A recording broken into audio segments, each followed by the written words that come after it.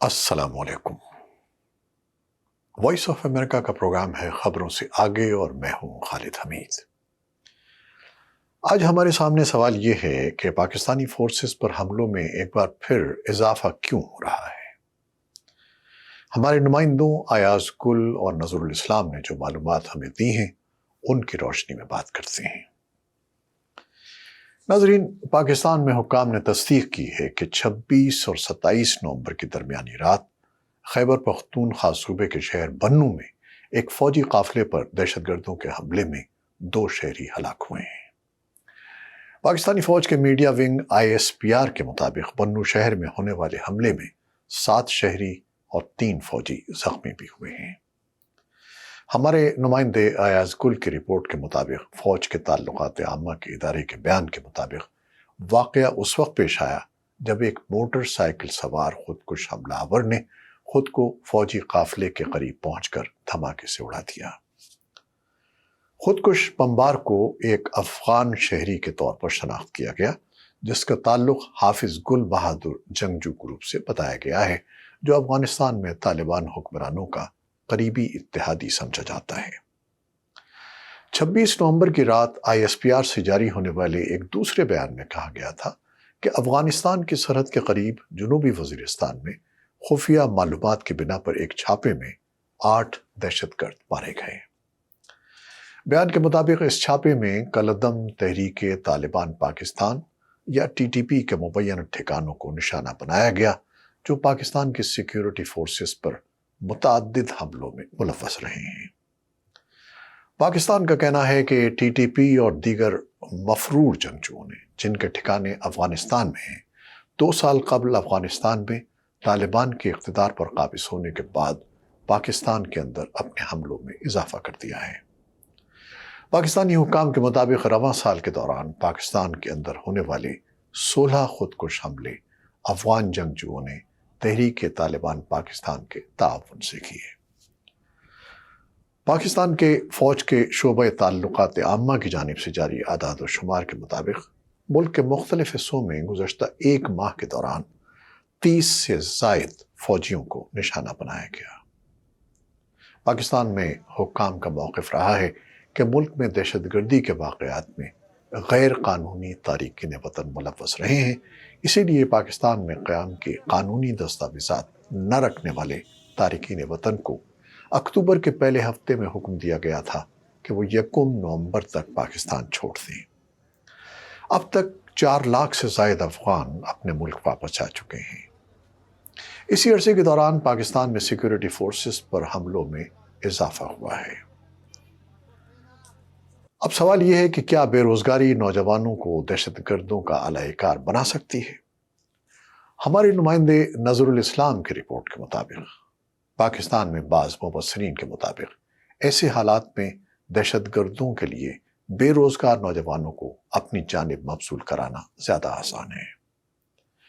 Peshawar university کے شعبہ بین الاقوامی تعلقات کے سربراہ پروفیسر حسین شہید سہروردی کا کہنا ہے کہ جب بڑی تعداد میں بے روزگار نوجوان پاکستان سے افغانستان جائیں گے تو لازمی بات ہے کہ وہ ایسے لوگوں کے ہاتھ لگ سکتے ہیں جو دہشت گردی کی کارروائیوں میں ملوث ہیں۔ وائس آف امریکہ سے یہ بات کرتے ہوئے انہوں نے کہا کہ افغان پناہ گزینوں کو روزگار اور چھت فراہم کرنا افغان طالبان کی ذمہ داری ہے، نہ کہ حکومت پاکستان کی۔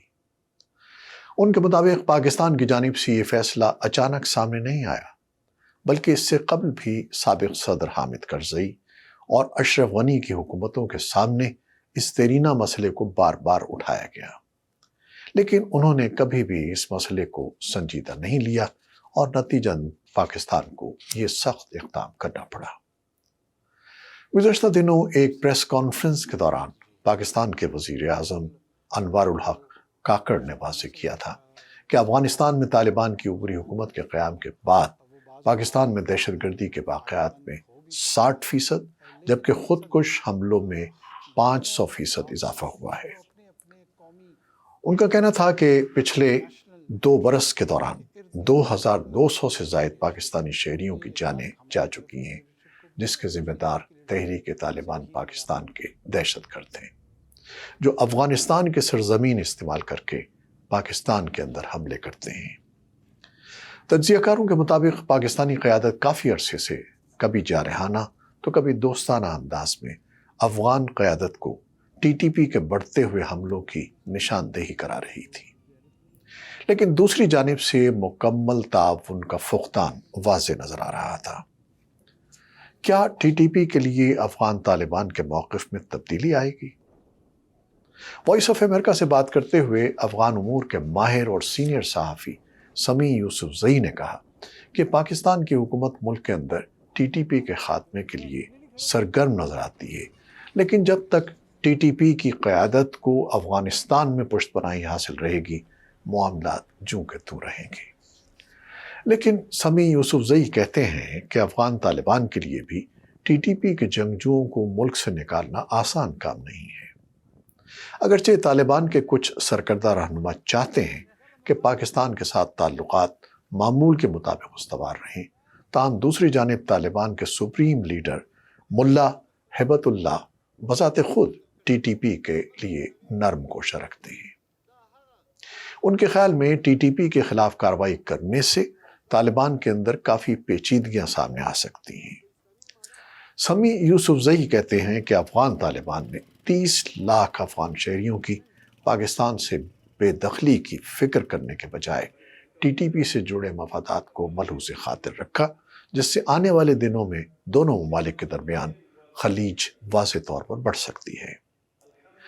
ہمارے نمائندے کی رپورٹ کے مطابق ٹی ٹی پی کے خاتمے کے لیے افغانستان کے اندر پاکستان کی کارروائی کے حوالے سے بھی متضاد اطلاعات سامنے آتی رہی ہیں۔ کنڑ اور خوست میں ٹی ٹی پی کے ٹھکانوں کو مبینہ طور پر نشانہ بنانے کی خبریں بھی سامنے آئیں، تاہم پاکستانی حکومت نے ان کی باضابطہ طور پر ذمہ داری کبھی قبول نہیں کی۔ افغان امور کے ماہرین کے مطابق افغانستان کے سرحد عبور کر کے کی جانے والی کسی فوجی کارروائی کی صورت میں وہاں سے بھی رد عمل آ سکتا ہے۔